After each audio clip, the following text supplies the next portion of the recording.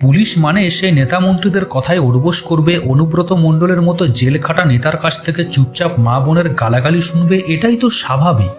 কিন্তু কখনো কি শুনেছেন কোনো রাজ্যের এক দোর্দণ্ড প্রতাপ উপমুখ্যমন্ত্রীকে সেই রাজ্যেরই এক মহিলা পুলিশ ধরে নিয়ে গিয়ে জেলে ভরে দিয়েছে? শোনেননি তো? 40 সেকেন্ড অপেক্ষা করুন, সব বলছি।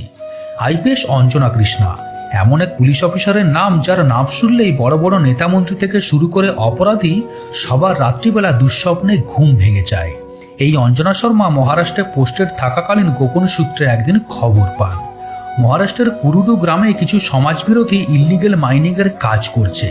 খবর পাওয়া মাত্রই অঞ্জনা শর্মা সেই গ্রামে রেড করতে গেলে মহারাষ্ট্রের উপমুখ্যমন্ত্রী অজিত পাওয়ার তাকে রেড না করে সেখান থেকে চলে যাবার ধমকি দেন। এমনকি না গেলে অন্য জায়গায় বদলি করে দেওয়ার হুমকি পর্যন্ত দিয়ে বসেন। ফোনে হুমকি শোনা মাত্রই অঞ্জনা শর্মা রণংদেহী রূপ ধারণ করে অজিত পাওয়ারকে বলেন, আমি আইপিএস হয়েছি নিজের যোগ্যতায়, আপনার দয়াই নয়। তাই আমার কাজে বাধা দিতে এলে ওই অপরাধীগুলোর সঙ্গে আপনাকেও জেলের ভাত খাইয়ে ছাড়ব। এবার আপনি ঠিক করুন, আমার কাজে বাধা দিয়ে জেলের ভাত খাবেন নাকি নিজের চরকায় তেল দিয়ে মন্ত্রী থেকে এসির হাওয়া খাবেন।